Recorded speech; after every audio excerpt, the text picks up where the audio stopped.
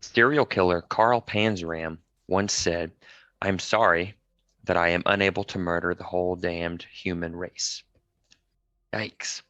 As we're going to see in this video, that pretty much sums up his entire life. Spoiler alert, this is a really sad one, at least the bit about his childhood.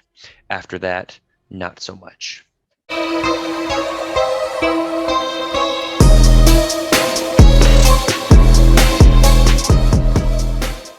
Hi there, my name is Misha, and my channel is called All Things True Crime. If you enjoyed this video, please take a second to subscribe to my channel and hit the bell so you won't miss new content. That's All Things True Crime. Carl Panzram is born on June 28, 1891, in East Grand Forks, Minnesota, in rural Polk County, to East Prussian immigrant parents Johann and Matilda Panzram. He has 8 siblings, 1 sister, and 7 brothers. His parents are farmers who own a terrible piece of land, one where crops hardly ever even grow. A terrible patch of soil, for sure. His parents want him and his siblings to work as free forced labor on their farm and skip school. But the law of the day is that children aged 5 and older are required to attend school. Imagine that. So instead of getting in trouble with the law for having their kids be truant, his parents allow him to go to school, but make him work the soil for several hours every evening and overnight. As a result, he gets around 2 hours of sleep every night. This is when he is a young child, like 7 years old.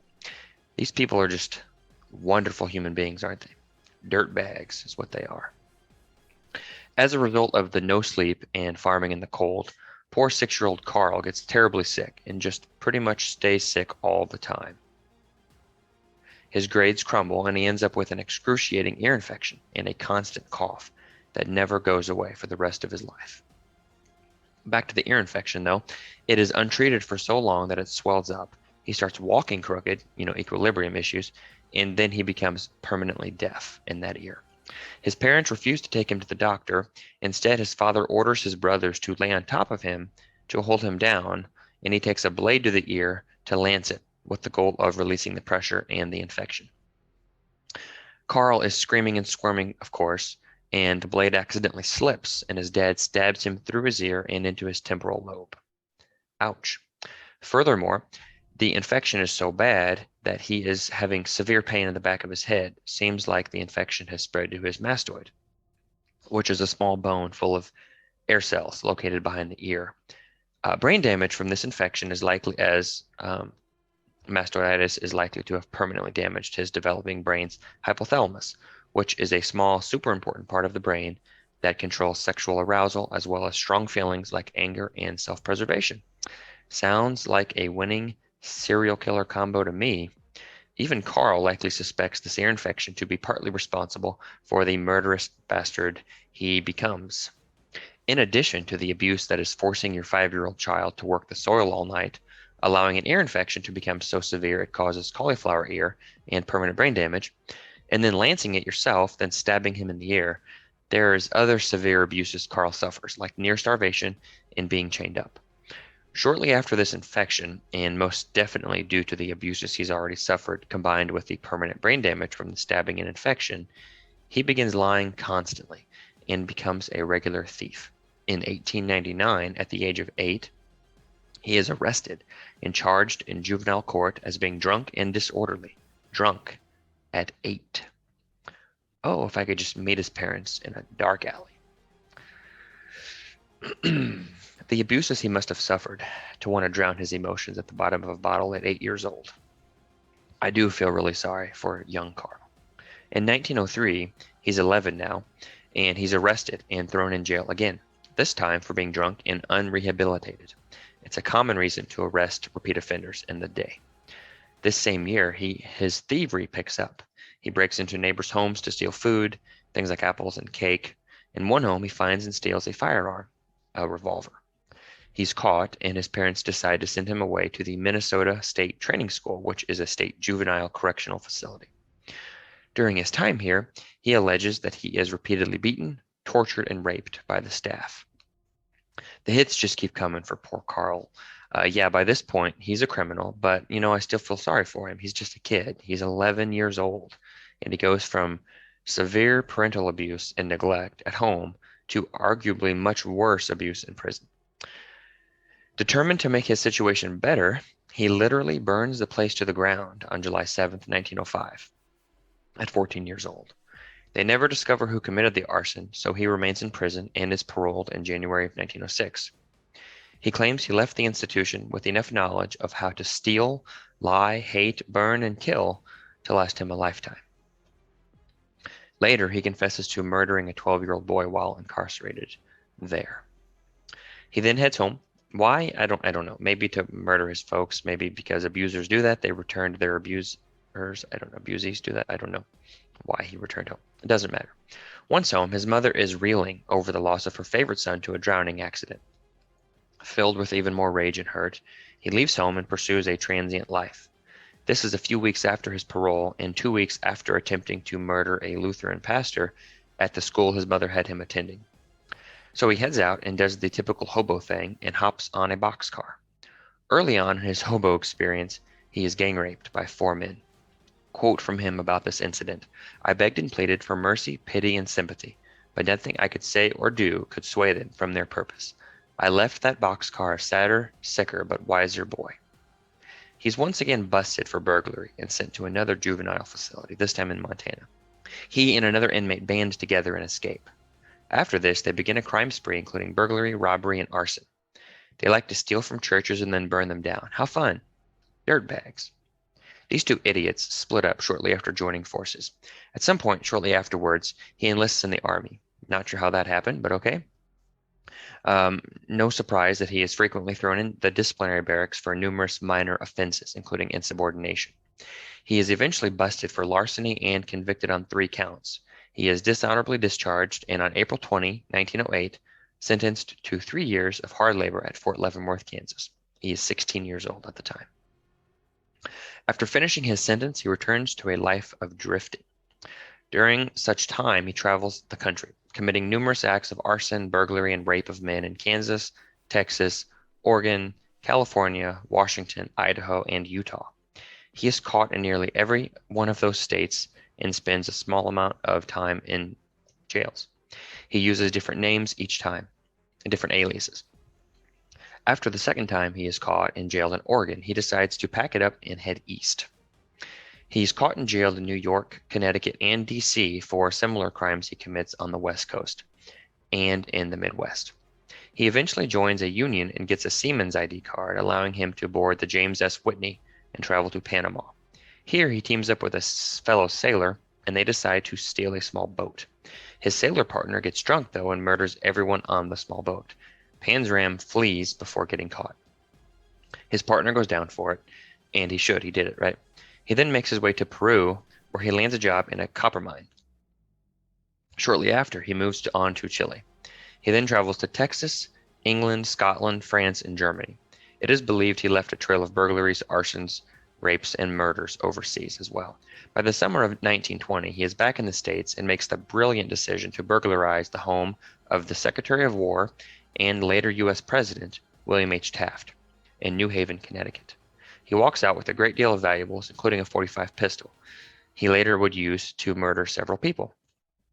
He pawns nearly all of the valuables and uses the money to buy a yacht, at which time he begins boating down the East River and breaking into other yachts to steal their valuables. He hires various sailors and crew to man his yacht and leaves a trail of bodies as he rapes and murders his way through them all before dumping their bodies in the ocean. He encounters a severe storm in August of 1920 and loses his boat in the storm, forcing him to, once again, travel by land. He gets busted for burglary and possession of a loaded pistol and spends another 6 months in jail. After he gets out, he slips onto a ship and is a stowaway bound for Angola, which is a Portuguese colony on the West African coast. Here, he gets a job with Sinclair Oil Company on an oil rig as a foreman. While working this gig, he rapes a young boy, 11 or 12 years old, and beats him to death with a large rock. Shortly after, he moves to Libido Bay and decides he wants to hunt for crocodiles. He hires 6 locals to form his team. As they're floating down the river, he shoots all 6 of them dead and throws them to the gators. He's nuts. What he doesn't realize until it's too late, though, is that locals saw him leave with these men. As such, He flees to the Gold Coast, where he begins robbing farmers. Where does this scumbag get his energy? He had to have been constantly exhausted. I mean, good grief, just traveling all over and robbing, murdering, moving, coming up with another crazy idea and murdering more folks. Jeez. He continues to pawn valuables until he has enough money saved to move to the Canary Islands. There, he quickly realizes it isn't his cup of tea, as there isn't enough to steal. Once again, he finds himself a stowaway bound for Lisbon, Portugal. He barely gets off the ship when he's forced to flee, though. Come to find out, the local police know about his crimes in Africa. Oopsie. So by the summer of 22, he's back stateside again. He immediately resumes robbing and arson, of course, and pretty quickly rapes and murders 2 young boys. He's caught in 1923 in Larchmont, New York, trying to rob a train depot. What a dummy. He spends 5 years behind bars at the Clinton Correctional Facility, and this facility is known for being one of the most brutal.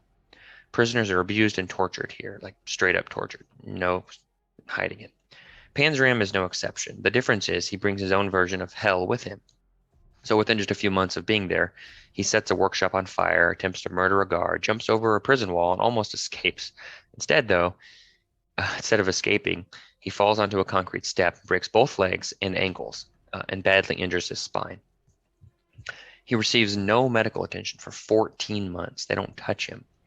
Once they do decide to treat him, he needs an operation or multiple operations, and they perform these operations in the infirmary. At some point, he rapes a fellow inmate. I mean, he just doesn't stop. He just can't behave for 1 second. He always has to be inflicting some harm on someone. He ends up with permanent, constant pain from his attempted prison escape. This only further intensifies his already insanely high levels of rage and hatred for the whole human race. He begins planning several mass murders, things like poisoning an entire city's water supply, sinking a docked British ship in New York City to start a world war. These mass murder plots of his remind me of like the Joker on The Dark Knight. Just absolutely crazy. He's finally released. Shouldn't have been, but he's released. And in addition to his pain, he suffers with a permanent limp. These new inflictions don't impair his ability or desire to continue committing crime. He finds his way to Philadelphia, where he commits dozens of burglaries, rapes, and even strangles a man during one of these robberies. He is arrested in D.C. for his typical crap and just openly starts talking to the guards about how he's murdered children. This leads the guards to contact authorities in various cities Panzram has lived in. Through collaboration, it is soon discovered this gas bag is a serial killer. A young guard feels bad for Panzram for some weird reason and gives him $1 for cigarettes and extra food. Keep in mind it's like 1923, so that's a good amount of money. They become friends, and this guard convinces Panzram to write an autobiography. He proceeds to write a very articulate account of his life and crimes, the extreme abuse and torture he suffered at the hands of prison guards, his nihilistic worldview, and overall criticism of the justice system. Soon after he blabbers to the guards, he is put on trial for his crimes. He defends himself. Never a good idea. He's found guilty and sentenced to 25 years in prison at the United States Penitentiary in Leavenworth, Kansas. As is the custom for the warden, he read Panzram the rules of the facility. Panzram's response is, quote, "I'll kill the first man that bothers me." Knowing just how psychotic he is, the warden gives him an isolated job, like the laundry. On June 20th, 1929, he takes a heavy iron bar and beats his supervisor to death, then proceeds to attack nearby inmates. For this crime, he goes on trial on April 14th, 1930. After various testimonies, he is found guilty and sentenced to death by hanging. Not sure his motive here, but after hearing the verdict, he leaves the courtroom just laughing hysterically. It is believed that he wanted to die. I don't know. It goes back to my previous thought about him being just completely exhausted from constantly running around, murdering, robbing, raping, and setting fire to things. Several advocacy groups who are anti-death penalty try to get his sentence reduced, but he works against them at every turn, eventually threatening to murder them if they didn't stop. Early morning, September 5, 1930, he is led to the prison gallows to be hanged. When the executioner asks him if he has any last words, he says, quote, "Yes, hurry it up, you Hoosier bastard. I could kill 10 men while you're fooling around." As officers place the black coat over his head, he spits in the executioner's face. This guy never stops. At 6:18 a.m., he is pronounced dead. He is 39 years old. His body is never claimed, so he is buried in the prison cemetery. He claimed to have committed 21 murders. It is suspected that he murdered more than 100 men in total, though, across the world. He claimed to have raped more than 1,000 men and boys. His autobiography is one heavy read. I don't recommend it. Just know I kept a lot of the heavy darkness out of this video. I'll end with one of his warmest and most fuzzy quotes.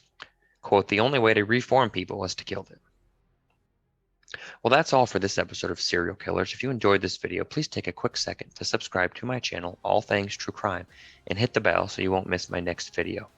On the next episode of Serial Killers, I'm going to cover Robert Hansen, also known as the Butcher Baker, an American serial killer who kidnapped, raped, and murdered at least 17 women in Alaska between 71 and 83. He would fly them out to secluded areas of the Alaskan wilderness and hunt them like wild game. Can anyone say scumbag? Until next time, stay safe.